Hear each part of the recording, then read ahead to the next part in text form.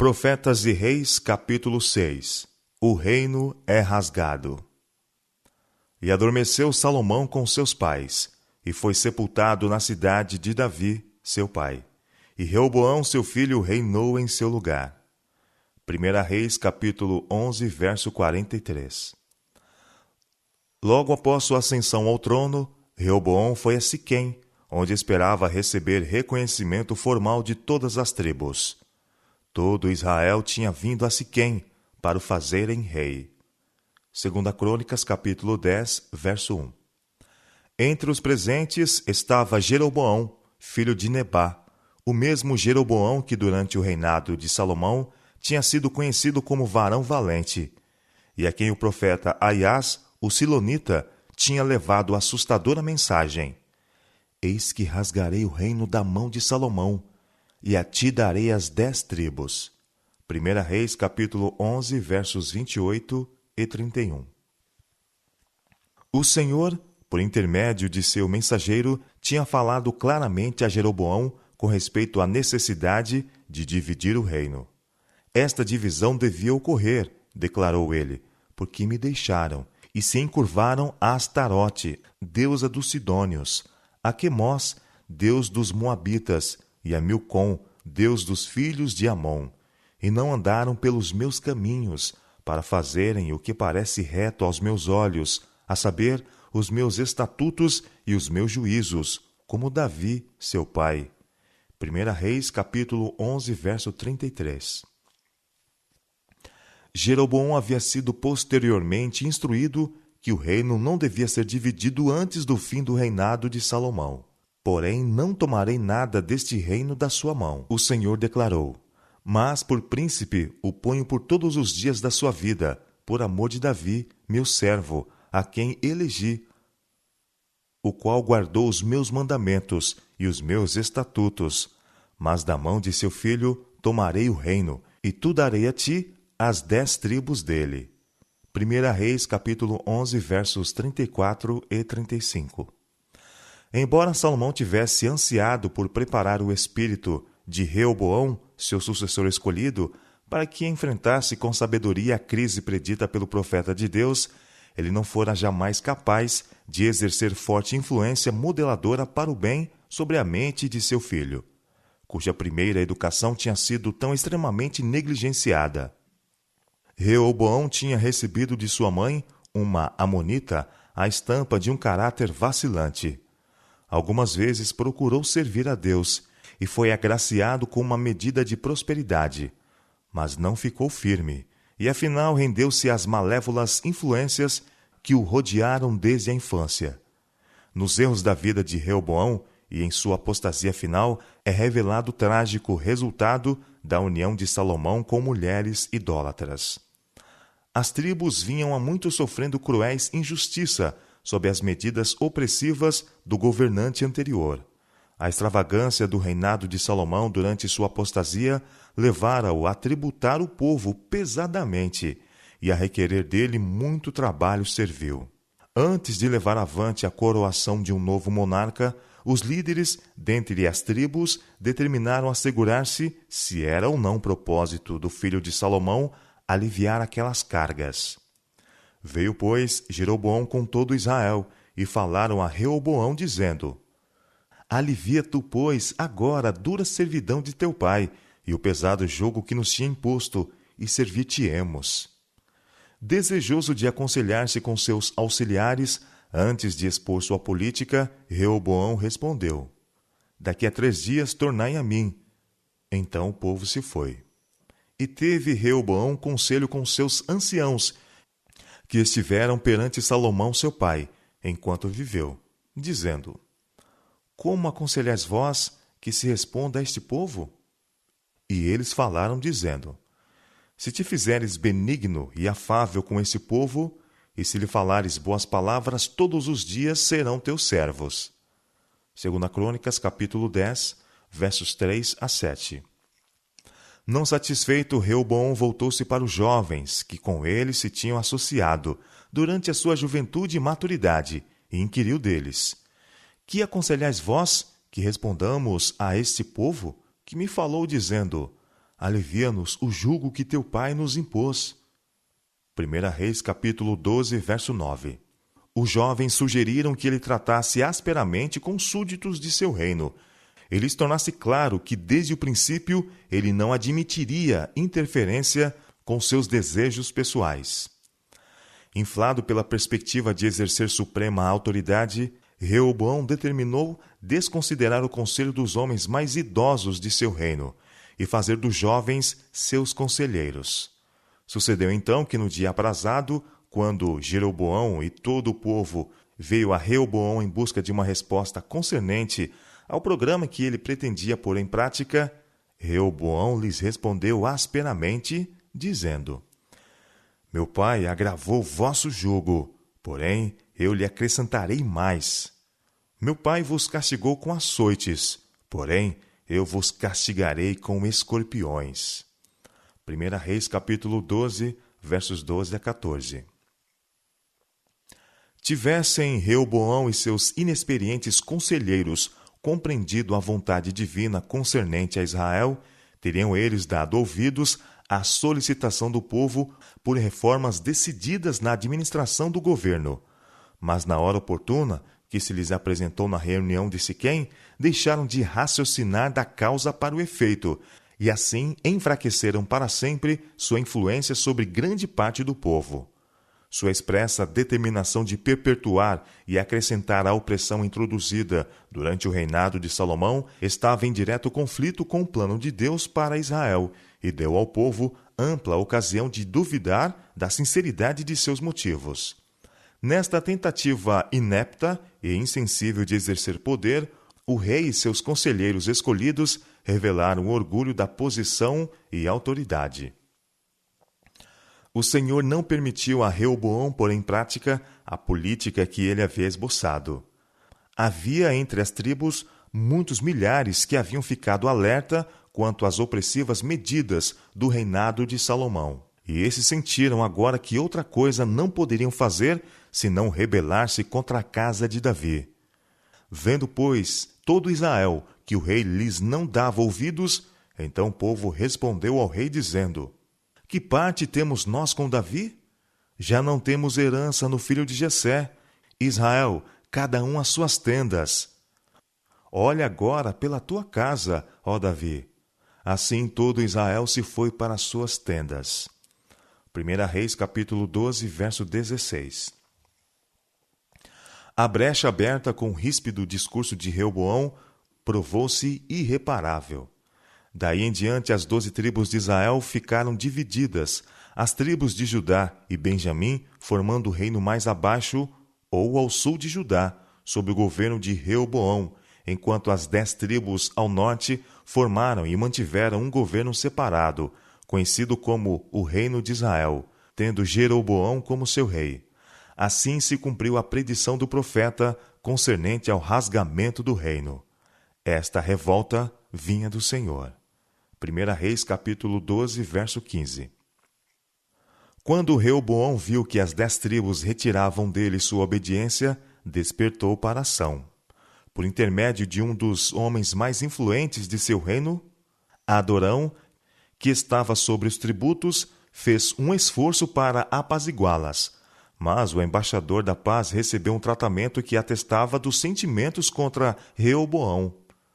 Todo Israel o apedrejou com pedras e morreu. Alertado por esta evidência de revolta, se animou a subir ao seu carro para fugir para Jerusalém. 1 Reis, capítulo 12, verso 18.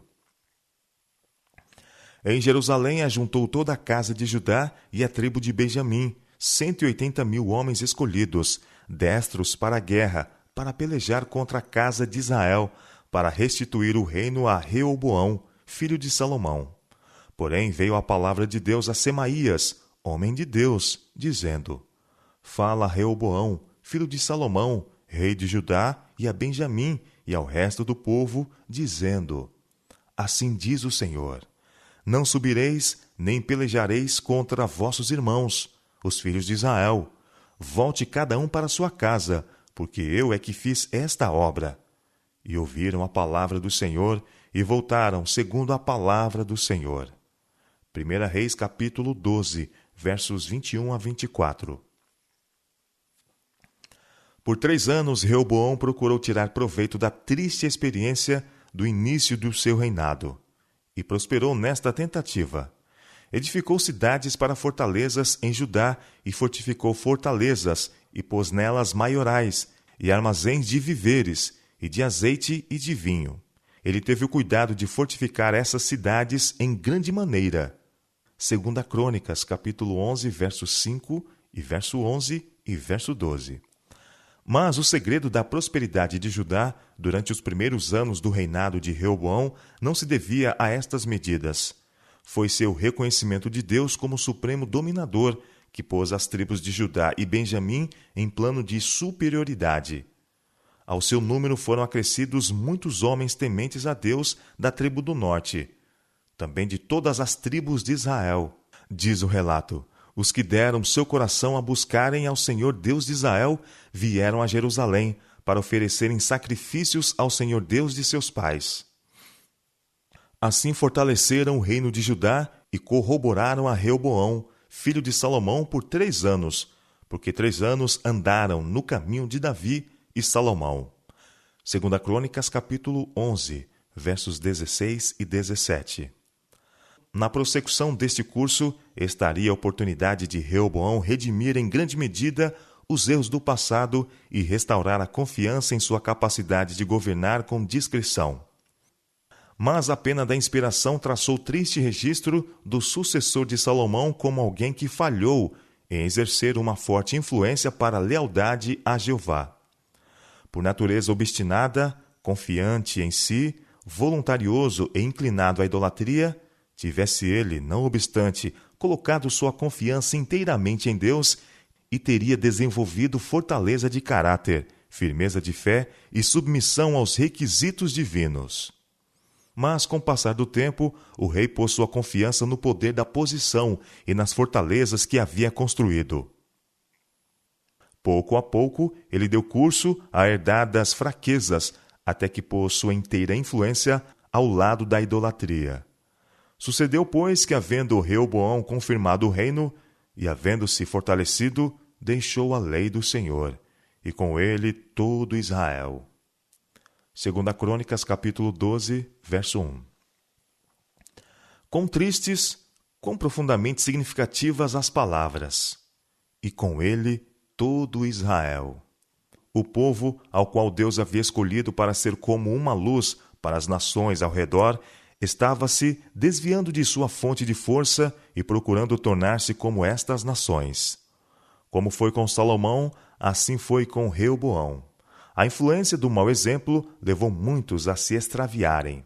E como aconteceu com eles, assim sucedeu em maior ou menor grau com cada um que se entrega à prática do mal. A influência do erro praticado não se confina ao que pratica. Ninguém vive para si. Ninguém perece sozinho em sua iniquidade.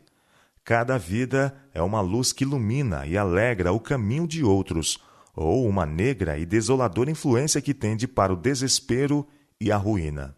Nós conduzimos outros para cima, para a felicidade e vida imortal, ou para baixo, para a tristeza e morte eterna. E se por nossas obras fortalecemos ou pomos em atividade as faculdades más dos que estão ao nosso redor, compartilhamos de seu pecado. Deus não permitiu que a apostasia do rei de Judá ficasse sem punição. Pelo que sucedeu no ano 5º do rei de Judá, que Sisaque, rei do Egito, subiu contra Jerusalém, porque tinham transgredido contra o Senhor, com 1000 carros e com 60.000 cavaleiros, e era inumerável a gente que vinha com ele do Egito, e tomou as cidades fortes que Judá tinha, e veio a Jerusalém. Então veio Semaías, o profeta, a Reoboão e aos príncipes de Judá que se ajuntaram em Jerusalém por causa de Sisaque. E disse-lhes: Assim diz o Senhor, vós me deixastes a mim, pelo que também eu vos deixarei na mão de Sisaque. 2 Crônicas, capítulo 12, versos 2 a 5. O povo não tinha, todavia, ido a tal ponto na apostasia que desprezassem os juízos de Deus. Nas perdas sofridas pela invasão de Sisaque, eles reconheceram a mão de Deus e por algum tempo se humilharam. O Senhor é justo, reconheceram. Vendo, pois, o Senhor que se humilharam, veio a palavra do Senhor a Semaías, dizendo: Humilharam-se, não os destruirei.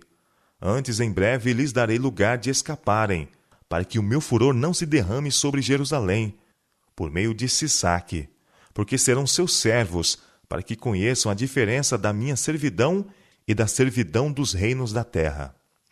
Subiu, pois, Sisaque, rei do Egito, contra Jerusalém, e tomou os tesouros da casa do Senhor e os tesouros da casa do rei. Levou tudo. Também tomou os escudos de ouro que Salomão fizera, e fez o rei Reoboão, em lugar deles, escudos de cobre, e os entregou nas mãos dos capitães da guarda, que guardavam a porta da casa do rei. E humilhando-se ele, a ira do Senhor se desviou dele, para que o não destruísse de todo, porque ainda em Judá havia boas coisas. 2 Crônicas, capítulo 12, versos 6 a 12. Mas quando a mão da aflição foi removida, e a nação prosperou uma vez mais, muitos esqueceram seus temores e tornaram de novo para a idolatria. Entre estes estava o próprio rei Reoboão.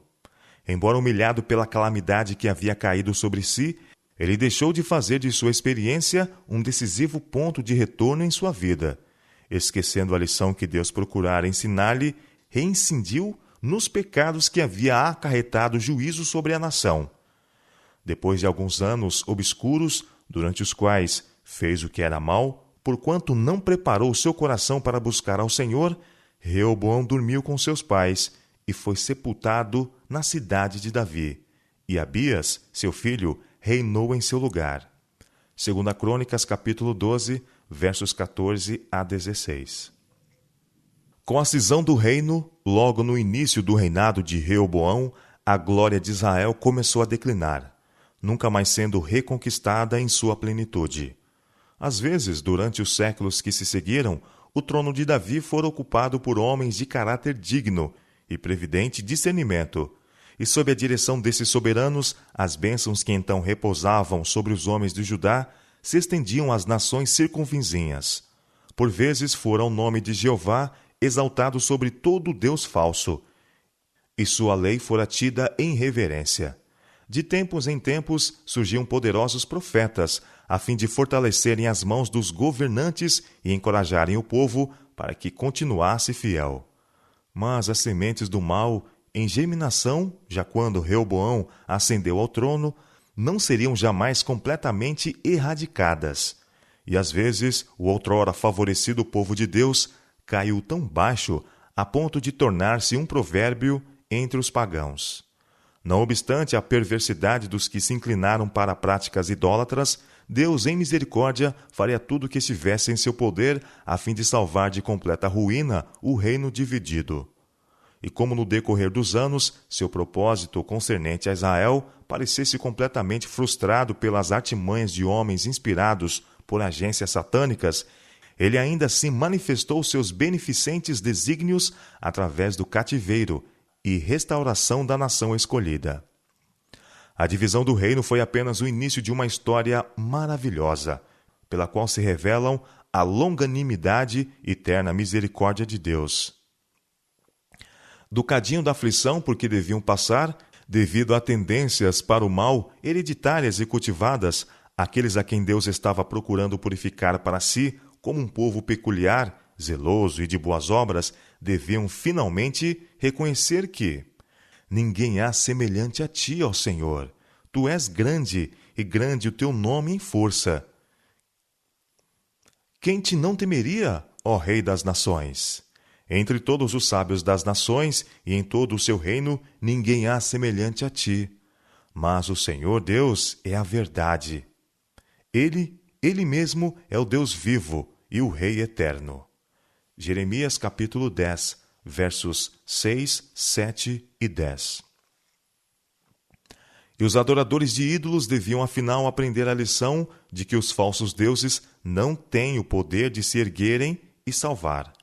Os deuses que não fizeram os céus e a terra desaparecerão da terra e de debaixo deste céu. Jeremias capítulo 10, verso 11. Somente na submissão ao Deus vivo, o Criador de tudo e soberano sobre todos, pode o homem encontrar repouso e paz. Unicamente os castigados e penitentes de Israel e Judá renovariam afinal sua relação de concerto com Jeová dos exércitos. Unanimemente, os castigados e penitentes de Israel e Judá renovariam afinal sua relação de concerto com Jeová dos exércitos, o Deus de seus pais, e a respeito dele deviam declarar: Ele fez a terra pelo seu poder. Ele estabeleceu o mundo por sua sabedoria, e com a sua inteligência estendeu os céus. Fazendo ele soar a sua voz, logo há ruído de águas nos céus, e sobem os vapores da extremidade da terra. Ele faz os relâmpagos para a chuva, ele faz sair o vento dos seus tesouros. Todo homem se embruteceu e não tem ciência. Envergonha-se todo fundidor da sua imagem de escultura, porque sua imagem fundida mentira é, e não há espírito nelas. Vaidade são, obras de enganos. No tempo da sua visitação virão a perecer. Não é semelhante a estes Deus a porção de Jacó, porque ele é o Criador de todas as coisas. Israel é a vara da sua herança. Senhor dos exércitos é o seu nome. Jeremias capítulo 10, versos 12 a 16.